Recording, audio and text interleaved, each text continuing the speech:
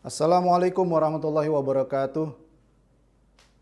Para sahabat sehat semua, masih bersama saya Muhammad Fahmi Alatas, spesialis paru. Kali ini kita akan membahas tentang gejala-gejala infeksi COVID-19 atau dalam praktisnya adalah apa sih yang dirasakan oleh pasien kalau dia terinfeksi COVID-19. Nah, pertanyaan ini penting sekali karena sering ditanyakan oleh pasien-pasien yang datang di poliklinik atau keluarga pasien, atau juga pertanyaan-pertanyaan yang didapat melalui pesan-pesan singkat gitu dari teman-teman sejawat atau dari keluarga pasien dan dari masyarakat lainnya. Teman-teman sejawat spesialis paru yang lain juga banyak mendapatkan pertanyaan yang sama. Lalu kita akan membahasnya dalam video singkat ini. Sebelumnya tentang infeksi COVID-19 tentu kita bisa bedakan dengan infeksi akibat flu biasa yang sudah kita bahas dalam video sebelumnya. Silahkan dilihat video di channel saya sebelumnya. COVID-19 apabila menginfeksi pasien, kemungkinannya adalah yang pertama, pasien atau orang itu tidak sakit, tapi dia terinfeksi oleh virus corona. Jadi dia membawa-bawa virus corona di saluran napasnya, tapi daya tahan tubuhnya cukup kuat untuk mempertahankan kesehatannya. Jadi suatu kondisi yang dalam bahasa medis kita sebut carrier. Carrier pasien yang memang terdapat infeksi di dalam tubuhnya tapi dia tidak sakit gitu. Nah, apabila dia sakit, maka gejala-gejala yang umum ditanyakan oleh pasien, apakah saya ini sakit COVID-19? Biasanya pasien datang ke kita dengan infeksi virus corona atau sakit COVID-19, yang sering dikeluhkan oleh pasien adalah rasa tidak enak di tenggorokan. Biasanya pasien suka mengeluh, gimana ya dok? Saya ini kok seperti mau batuk tapi nggak jelas juga. Ada lendir nih kayaknya lengket sekali, seperti lendir aja, nggak mau dikeluarkan, diludahkan juga nggak bisa, batuk juga nggak jelas, tapi seperti ada ganjalan lendir begitu.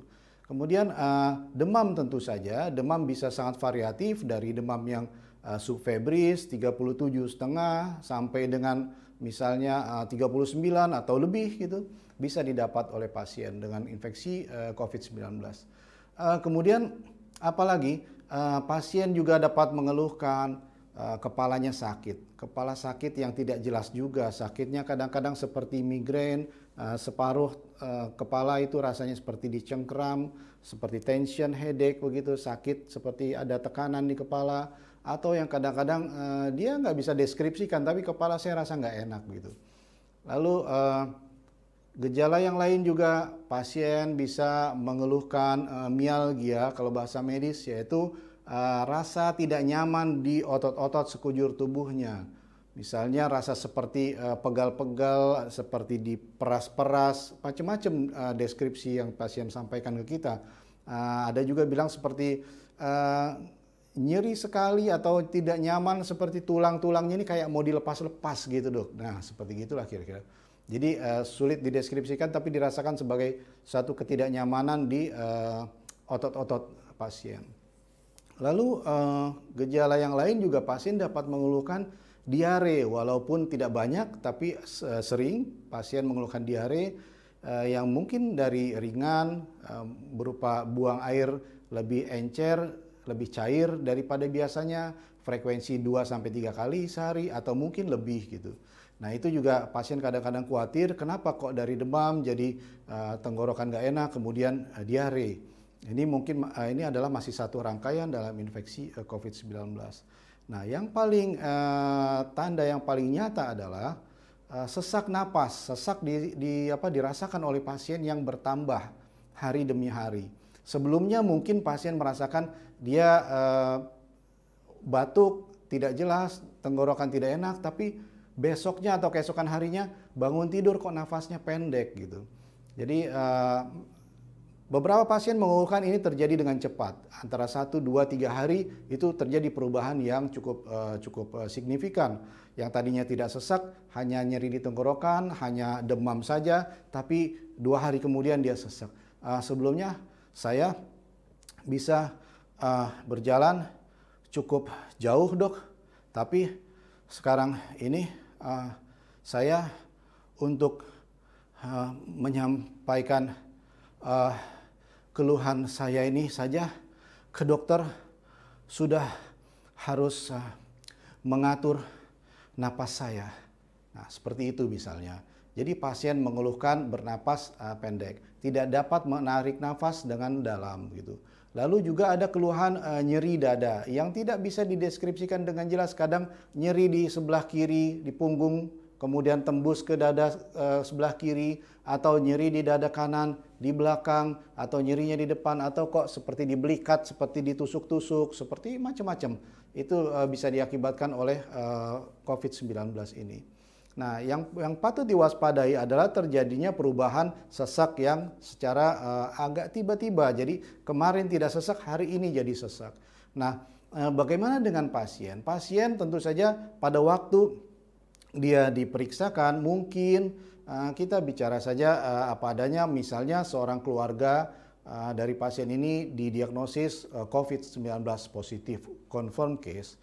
Lalu tentu saja dengan kontak yang erat di rumah, mungkin di mobil, atau teman sekantor yang memang satu ruangan, dekat sekali kontaknya, tanpa sadar jabat tangan atau ketawa-ketawa, ngobrol-ngobrol begitu. Nah, lalu temannya tersebut masuk ke salah satu rumah sakit karena sesak, kemudian dirawat dan dinyatakan COVID-19 positif. Maka apa yang akan dirasakannya kalau dia ikut terinfeksi, selain tadi demam, kemudian sakit kepala, lalu dia akan memeriksakan dirinya ke poliklinik tentu saja. Poliklinik khusus di berbagai rumah sakit sekarang sudah dibuka poliklinik untuk pemeriksaan awal apakah ada infeksi COVID-19 atau apakah ini mengarah ke infeksi COVID-19. Nah, lalu diperiksakan, biasanya diambil darah rutin, lalu diambil ronsen atau foto toraks untuk melihat bagaimana kondisi parunya. Pada saat misalnya hari pertama beliau datang ke poli, dinyatakan darahnya cukup normal, kemudian foto ronsennya juga tidak tampak apa-apa gitu. Lalu pasien atau orang tersebut pulang ke rumah dan seperti biasa saja tidur, aktivitas seperti biasa. Lalu kemudian 2 atau 3 hari kemudian merasakan kok nggak enak ya napasnya, kok beda ya dengan yang kemarin. Lalu dia datang lagi ke poliklinik. Nah, teman-teman sejawat di depan, siapapun yang mendapatkan pasien seperti ini wajib untuk mengevaluasinya lebih teliti, lakukan foto toraks serial. Mungkin saat di awal tidak tampak jelas ada infiltrat. Maaf, ini bahasa medis. Pada foto toraks tampak bercak-bercak gitu, putih-putih. Mungkin tidak tampak seperti itu pada saat awal, tapi pada saat kunjungan kedua, di saat pasien sudah mengeluhkan ada sesak, wajib kita lakukan foto toraks ulang. Foto untuk melihat adakah perbedaannya. Kadang-kadang perubahan itu terjadi drastis sekali. Hari pertama tidak ada, hari ketiga atau hari keempat sudah jelas sekali nyata. Nah, ini harus diwaspadai. Pasien-pasien yang seperti ini tidak boleh dianggap sepele karena sesak yang bertambah menandakan bahwa infeksi COVID-19 sudah ada pada pasien itu dan mungkin pasien sudah membutuhkan perawatan dengan pengawasan atau pemantauan yang lebih teliti lagi. Gitu. Jadi itu yang harus kita kerjakan sebagai dokter, tenaga medis di depan, lalu sebagai pasien, bagaimana sekarang pasien menyikapinya kalau ternyata diagnosis COVID-19. Bukan divonis. Vonis ini bahasa hukum, tidak ada vonis-vonis di kedokteran, yang ada adalah didiagnosis. Apabila Anda didiagnosis sebagai COVID-19, dokter akan menyampaikan hasil pemeriksaan barangkali mengarah ke COVID-19. Lalu dokter akan meminta Anda dilakukan swab, hapusan nasofaring. Jadi hidung dihapus dan di tenggorokan untuk melihat adakah virus corona di sana. Nah, lalu apa yang harus Anda lakukan? Apa yang harus kita lakukan seandainya, seandainya kita terinfeksi COVID-19? Yang pertama, virus corona akan menginfeksi tubuh yang memiliki imunitas lemah. Itu semua orang sudah tahu bahwa virus akan memunculkan gejala pada individu yang memiliki imunitas lemah. Jika kita didiagnosis oleh dokter kita sebagai COVID-19, maka yang pertama, pertahankan imunitas kita. Makan yang cukup gizi, minum jangan sampai kurang, kemudian suplemen vitamin silahkan dikonsumsi. Tidur, istirahat yang cukup. Dan yang terpenting lagi, jangan pernah stres. Jangan pernah kita berpikir bahwa wah, kita sudah terinfeksi COVID-19, ini adalah akhir riwayat kita, tamat, goodbye. Tidak. Infeksi virus corona atau COVID-19 bisa sembuh dengan berpikir positif, berobat yang baik, istirahat yang cukup, makan yang cukup, dan selalu berdoa, jangan lupa. Jadi kita telah membahasnya di video sebelumnya bahwa stres dapat menurunkan tingkat imunitas kita karena keluar hormon-hormon, stres hormon akan menekan fungsi imunitas kita, sel limfosit kita akan turun sehingga virusnya makin jadi gitu untuk menginfeksi kita. Jadi jangan pernah stres. Kemudian patuhi petunjuk dokter.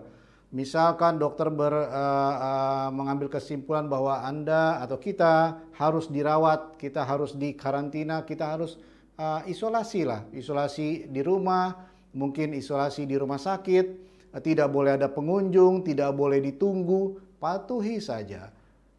Bagaimana mungkin kita pasti akan tegang?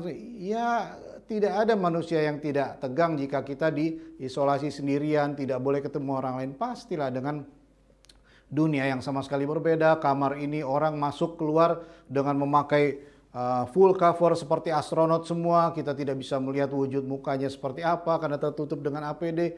Itu yang terbaik yang bisa dilakukan oleh dokter untuk kita, supaya kita bisa istirahat, memulihkan tenaga kita, obat-obatannya masuk, kemudian kita akan bangkit dan melawan virus itu sendiri.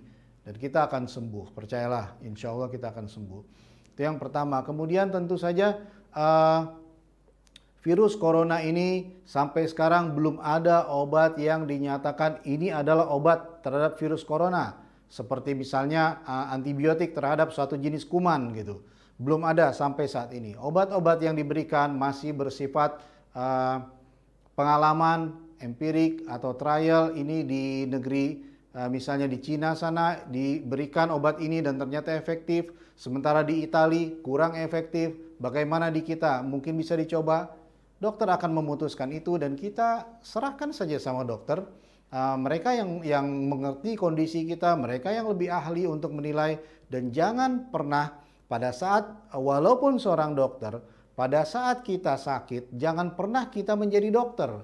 Jadilah pasien yang baik. Turuti petunjuk dokter gitu. Jadi jangan mengatur-atur, biarkan saja dokter memiliki protokol sendiri untuk merawat kita. Serahkan saja sambil berserah diri pada Allah Subhanahu wa taala, semoga kita dapat lekas sembuh gitu. Jadi pesan kita adalah nah, kemudian bagaimana dengan keluarga kita? Tentu saja kita akan beritahukan ke keluarga pada saat ini saya akan dirawat di rumah sakit dengan isolasi. Kita kita harus menghindari kontak untuk sementara waktu sampai dokter memutuskan saya boleh pulang kembali begitu. Jadi kita akan berhubungan barangkali dengan handphone, bisa texting atau video calling dengan keluarga gitu. Sehingga keluarga juga bisa memberikan support dan kita juga bisa mencegah penularan secara langsung. Kita bisa beritahukan kepada keluarga kita di rumah, mungkin jangan kemana-mana, tunggu di rumah, tunggu saya pulang dengan sehat dan sebagainya. Tetaplah berpikir positif karena apapun masalahnya kita membutuhkan imunitas yang kuat untuk melawan virus ini. Insya Allah demikian gejala-gejala yang bisa kita kita sampaikan informasi ini buat kita semua. Jadi tidak perlu bercemas berlebihan. Jangan-jangan saya corona, jangan-jangan saya COVID, dok periksalah saya. Tidak. Dan juga jangan over worried gitu. Ada pasien yang mengeluhkan dia seperti biasa normal nonton TV bersama keluarga. Hanya saja kemarin dia lewat satu rumah sakit yang di situ banyak orang COVID, lalu pulang kok perasa demam gitu.